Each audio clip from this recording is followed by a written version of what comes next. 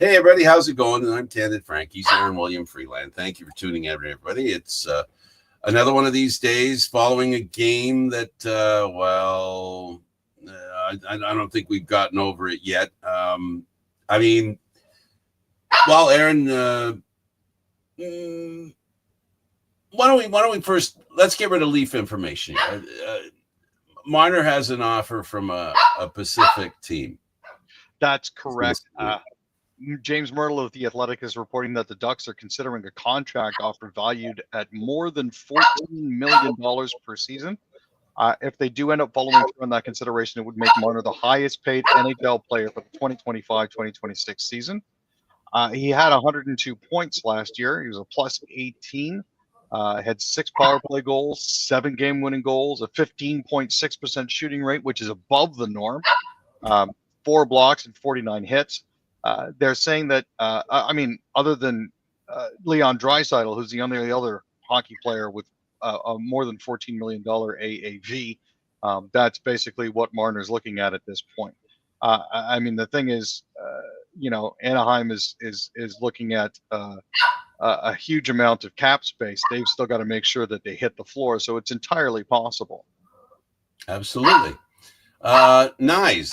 I think he's more of a concern for Leaf fans than Marner is. Marner's got a foot out the door. Yeah, at this point, looking at Matthew Nyes, he's a big, strong forward who dominated in college. Also the same way we've seen him dominate in the NHL. But he's at kind of a crossroads now. After 2 seasons, he's got 44 goals and 50 assists for 94 points in 161 games. He signed his ELC in 2023, joining the Leafs in their playoff run and winning their first series since 2004. Everybody wants to see him stay in Toronto. Well, all the fans do it at least, and at 6'3", 227, he's one of those guys that fans desperately want to see back. At this point, it looks like, according to insider Chris Johnston, there's a comparable there, because you got another player that signed a similar 5-year, $42 million contract with an average annual value of $8.4 million. That's one thing that you're looking at there. And I am speaking, of course, of Johnston with the Dallas Stars as a comparable for Matthew Nyes. So that's potentially what the Leafs could be looking at. You've also got Matt Coronado, who signed a 7-year, $45.5 million contract with the Calgary Flames. Coronado isn't as big as Nyes and hasn't produced as much, so that's another bellwether to look at as well. Prime Video's Mark Shapiro is talking about the following season that's coming up and how it'll affect Leaf fans. Yeah, and they had a chance to look back at season 1 and announce what they've learned, but I think what fans are going to see in the broadcast and day-to-day is gameplay on the ice and storylines as they're playing out. But what they don't have as much visibility to, or have been historically, was what it's like to be a professional athlete, both on and off the ice. They're considering expanding coverage, as well as looking at more behind-the-scenes stuff. There's obviously a year 2. They're really happy to be back. I think one of the things that they're also going to be focusing on, at least that's what Shapiro hinted at, was that they're going to be focusing a little more on the behind the scenes stuff and providing a little bit more of an in-arena feel for fans. So that's a good thing. Habs D-Man wins Rookie of the Year. Yeah, this was a bit of a surprise for some. Lane Hudson won the 2024-2025 Calder Trophy as the NHL's Rookie of the Year. He had 6 goals and 60 assists in his first NHL season. This actually matched Larry Murphy for the most by a rookie defenseman. His 66 points trailed only Larry Murphy, Brian Leach, and Gary Suter for the most by a rookie blue liner. He was selected 62nd overall in the 2022 NHL draft, and is the second Calder recipient in the expansion draft, the expansion era after goaltender Ken Dryden from 71 and 72. He was first place on 165 of the 191 ballots cast. Dustin Wolf was second in voting, and Macklin Celebrini was third. So it was very tight.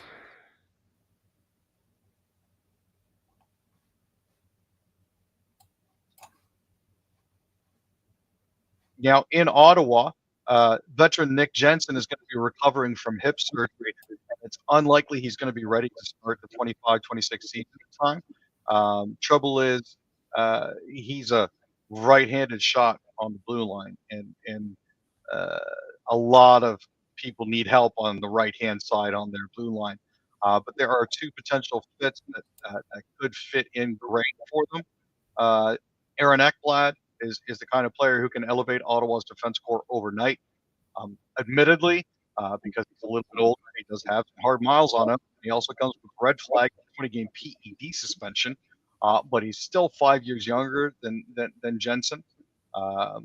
Despite what golfer Brooks Koepka thinks, big minute right shot two-way defenseman with leadership qualities in a Stanley Cup win and potentially a second. Don't want to jinx it. Don't grow on trees. The other one that we're looking at here would be Dante Fabro, who might be a good fit in Ottawa. He struggled a bit to find consistency in Nashville, but found his game with Columbus this season when they claimed him off waivers. He posted a career-high 26 points in 62 games. He's still reliable defensively and puts up top 4 minutes for the Blue Jackets with an average time on ice of 21:39 a game, a lot of it with Zach Werenski. So we know he can support a star, which is what he's going to be doing alongside either Jake Sanderson or Thomas Chabot. And at 27 years old, he's still rounding into his prime years. So those are the two guys that they could potentially be looking at. So we're looking at Fabro, and we're looking at Aaron Ekblad. All right, let's take a break from what you're talking about. We'll have some fun with predictable. I don't want to take anything away from the teams from Florida and the state of Florida. But do it anyway. Ace put me in a headlock when I brought this up on the broadcast in the conference final. Any plans maybe in the future to implement a balance as far as the no state tax? And no, when you start, I'm just asking. It's a ridiculous issue. When the Florida teams weren't good, which was for about 17 years, okay, nobody said anything about it. And, for those of you who played, okay, were you sitting there with the tax table? No, you wanted to go to a good organization in a place where you wanted to live, where you wanted to raise your kids and send them to school. You wanted to play in a first-class arena with a first-class training facility, with an owner, an organization, a GM, and a coach that you were comfortable with, and you wanted to have good teammates so you'd have a shot at winning.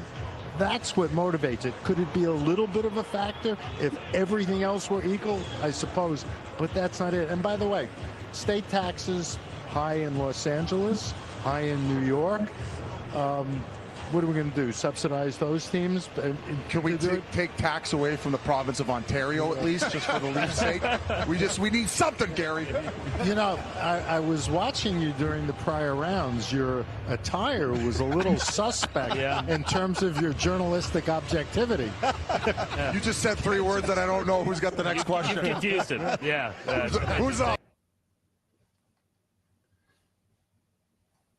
I'm glad they're having fun with it.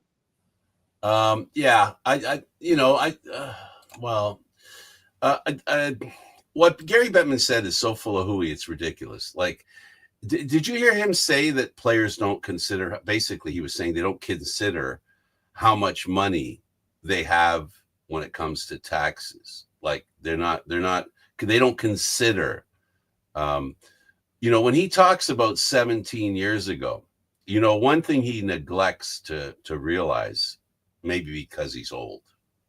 I don't know if he's older than me. No, he's younger than me. This isn't his excuse. He does realize that Nashville probably didn't have a team then, Dallas. What we're talking about here is players are people. And to suggest that if I play here, I'll make more money than if I play here, and it has zero relevance, I'm not sure that carries water. And let's talk about the other issue. If in fact, making more money is irrelevant, how about the weather? How about all these other advantages that when you combine them with these non-state tax places also have good weather, A, B, have very little interest in the game. which means now you get more money, better weather, and less pressure, right? You get those three things. The reason I say those three things are important is that players are human, they have families, and now you're talking about what happens after the final whistle. What happens between whistles?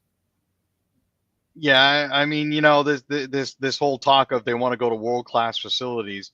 I can understand and appreciate that, but at the same time, if I can get my kids out to Disney because the team's going to pay for a pass, that's a definite advantage. And the fact that there's no sales tax there, that's just an additional inducement. It gives an unfair advantage to certain teams. Granted, cost of living is one thing. Political environment is another thing that you have to consider. But for a lot of players, if I can go to a place with no sales tax and increase the amount of money that I take home every month, I'm going for it. And what happens when people become aware of the fact that if you go to a team like that, you get to keep more money? The reason they didn't do it back then is they really didn't know, right? What Gary Bettman said is half right. They don't go looking for that kind of information. But when they talk to their buddies and then the buddy says, yeah, but I'm keeping an extra, 10, 15, 20 grand because I'm here. And then it's the weather's nice. And also, at the end of the day, it's not a fair fight. It's not a fair fight for New York. It's not a fair fight it's funny he mentioned LA. They have problems too, being a winner because they can't get that last player. Why do they have the cap? What's the whole point of the cap? What was the whole point of the cap? It was to save the owners money, but that's not what they said. That was the reason they did it. They said, well, we wanted to level the playing ground because it's not fair that these rich teams that have more money have an advantage over the teams that have less money. So money is a factor, or is it not? It's a bigger factor than they let on. Absolutely. I think that's the hard part is they're deluding themselves by not admitting that. They just don't want to complicate things, because then if they admit that there's an advantage and they have to address it, Aaron, how do they address it? Yeah. That's the real issue, is a fight tooth and nail because they don't have a solution for that problem. The other thing that's going around the internet, we pulled that out because that was something to talk about. A former hockey expert, well, he's still a hockey expert, just that he was at Hockey Night in Canada. He got the heave-ho, Don Cherry. And Don Cherry has talked about the fact that basically Edmonton's getting jobbed because of the officiating. We've talked about it. He's talked about it. Hockey Night in Canada has alluded it very lightly. Do you feel, I'm feeling that more and more people are seeing what we've been talking about since going back to the Leaf thing. And the reason I say that, what's really starting to raise the profile of the officiating being not even is now you have an Edmonton Oiler for doing things that have been done previously in the playoffs by Florida specifically. Throat slash, squirting water, same kind of thing, Aaron?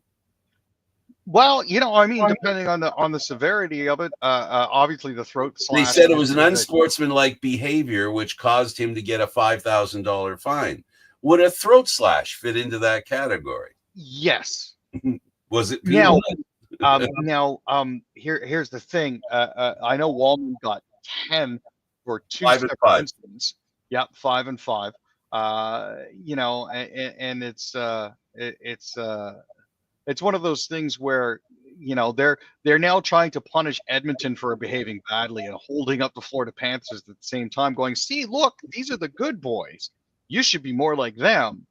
And it's like you're kind of missing the point here, guys. That's so a $5,000 fine for roughing up a player, right?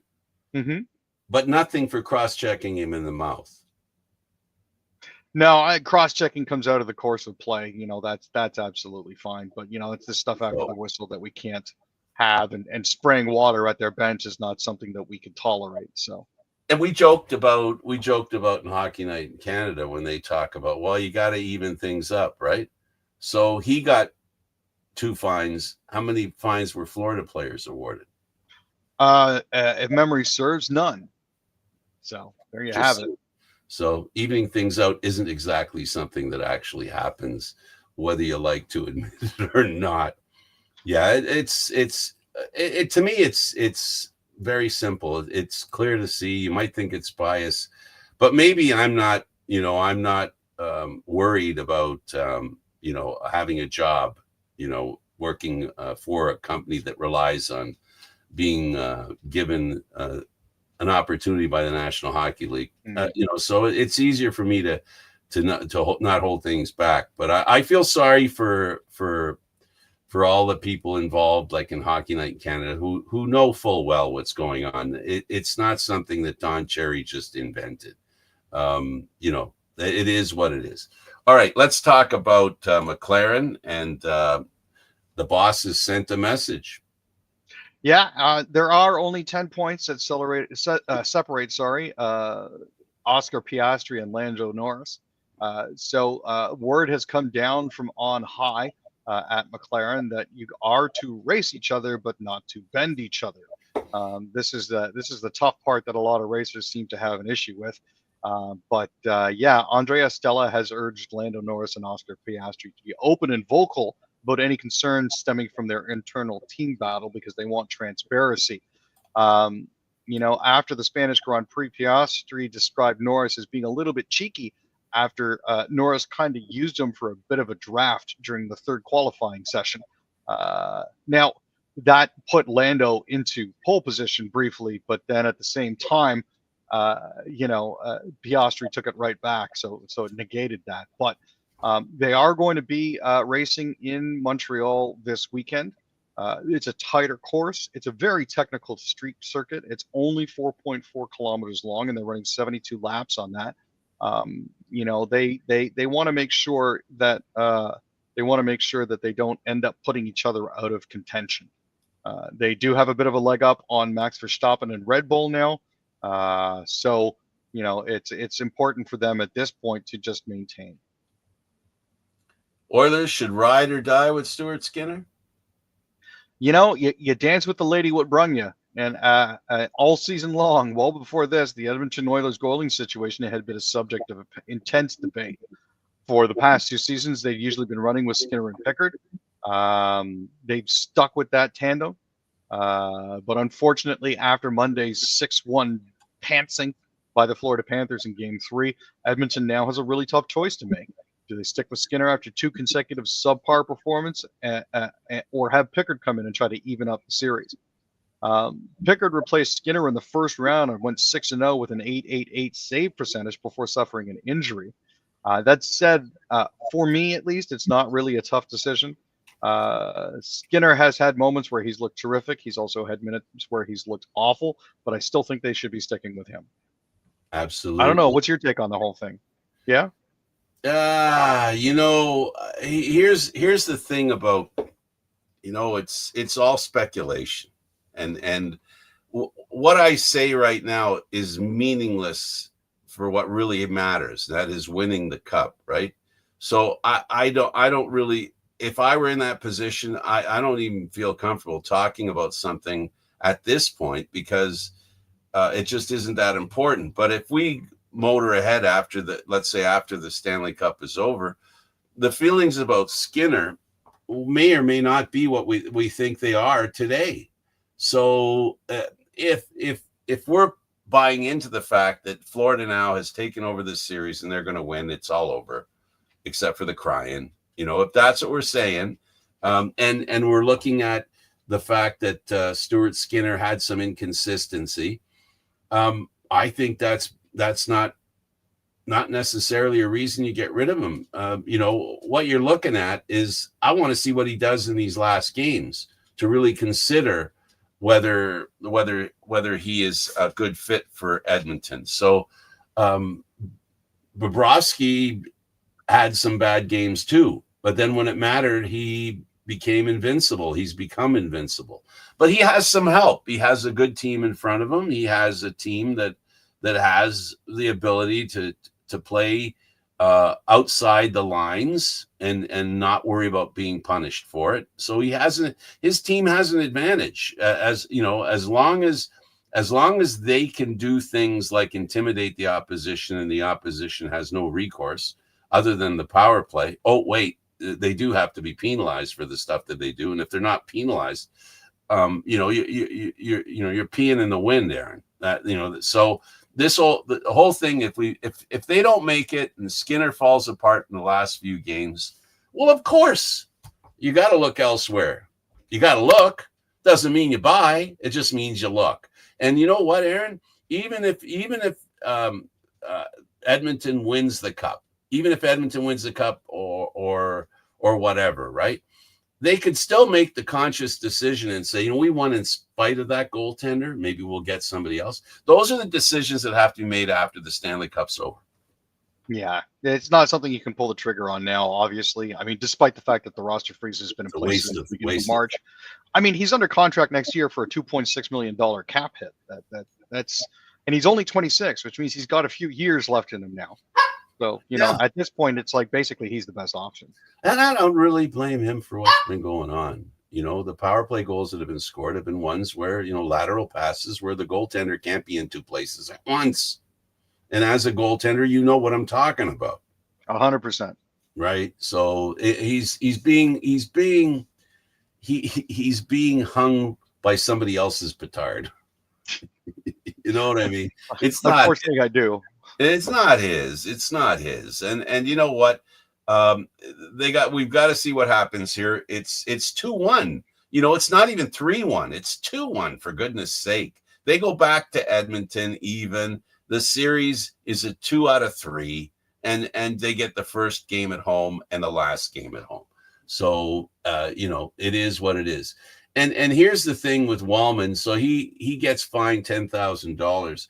And Aaron, this is the whole thing of my point about, the advantage that Florida has. If Walman plays like that with Florida, he doesn't get a fine or a penalty. No, it's quite possible he doesn't, because we've seen it. So you see, you can't win when you're up against the refs. When the league is playing favorites, even if it's only a penalty here or there, that penalty here or there that they do or do not call is the difference when the games are so tight, Aaron. They lost a game on a non-call and on a too many men on the ice penalty that didn't happen, and then they scored immediately after. It was just one penalty. It wasn't like they gave them all these advantages, but that's the whole point of officiating, is officiating can tip the scales. When we talk about tipping the scales, we don't talk about putting your hand on it. We talk about a solitary thumb for a reason. Yeah. And you know what? Honestly, it's always seemed like the NHL has had their thumb on the scales when it comes to this sort of thing. So I can understand a lot of the disenfranchisement that people are feeling towards the NHL over this. Well, I think it's going to build. I think the officiating issue is going to build. I think the state tax thing is going to build. It's now when you Google it in the internet, you read, and and everybody's talking about how unfair it is, because people are realizing, that. Put it this way. Let's say there is no advantage to state tax, but if you tell people there is an advantage to go to this team because you don't pay state tax, doesn't that help make the issue? Doesn't that help make the argument? 100%. If you find star players being funneled towards no state tax places, then it's definitely an indication that something is not quite right. I did the math when I brought this up when I used to do when I was working with about 5-6 different guys. And when we first started out, I used to do a show and I talked about the state taxes. They thought I was full of you know what. And I said, no, there is an advantage, because quite simply, I haven't said this in a while, but because you're not paying state tax, you're earning, let's say, Aaron, just for the sake of rounding it up, 10%. Mm-hmm. That's an extra, right now, it's an extra $7.6 million contract that you can put on your team. Yeah. How many teams would be helped with that extra contract? Yeah, that amount of money that isn't covered off by state taxes and by GST and provincial taxes and whatnot, that is a huge difference, whether people want to admit it or not. It's a competitive advantage. And that's the tip of the iceberg. What about the other places that are paying excessive amounts of state and provincial tax? Yeah, it's a question that it's a delicate balancing act. It genuinely is, and I'm not 100% sure how they're going to solve it. I did the math 10 years ago. I don't know if I could ever find it again, but I went through all the taxes and I showed Montreal was one of the worst teams, worse than Toronto, that their taxes are that much higher, right? And I factored it into the cap, and it's ridiculous, but it actually works out to money dollar for dollar. If you end up, let's say, with the low range, $10 million, that they have the state tax will have an extra 10 million.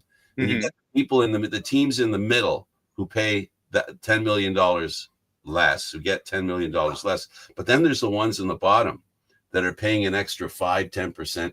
So in essence, they're basically working with maybe 15-20% of what the other teams are working on. So how can that be fair? The whole point of the cap is to level the playing field. It isn't level. That's a fact. Yeah, at the end of the day, there are certain competitive advantages, and those competitive imbalances, I think, is the best way to put it, need to be addressed. Now, to be the devil's advocate, I'll say this. At the end of this conversation, I'll say this. We learned a long time ago there were a lot of teams that had a lot of money and they spent a lot of money and it got them nowhere. So there's that too. Oh, 100%. There's that too. It's the proper allocation of resources cannot be denied. That needs to be something that, yes. Well, it is what it is. And but if it's going to keep happening, I guess Bettman's going to wait till we have 20 years straight where low state tax teams are in 90% of the Stanley Cups, right? And there's only 6 teams. Hey, competitive imbalance is still a thing, but at the end of the day, the truth will out, cream will rise to the top, and eventually the Leafs are going to be back where they need to be. Okay, what do you think of Edmonton bringing in a new defenseman? Well, the thought is that they should be bringing back Troy Stecher. I know that, the problem that we have here is that there are some holes on the back end, and right now bringing back Stecher might be the best idea. Getting Klingberg out might be what they're looking at doing. A few times. That's the reason he has. That idea is coming across. And hip resurfacing surgery or not, it's definitely something that they still have to consider because something needs to change. They're not getting scoring. That's the one major thing that I'm noticing right now. So it's one of those. Well, what do you do to solve that? Yeah, let's get that fixed first. And what they got to do is play with some confidence, play with some freedom, have fun, and that's important. Aaron, thanks for doing this, buddy. Hey, I appreciate it, Frank. He's Aaron William Freeland. I'm Candid Frank Stanishi. Thank you for watching, everybody. Really appreciate you joining us. Candid Frank Stanishi, 10:30 on YouTube if you want to follow what we do. Thanks for watching.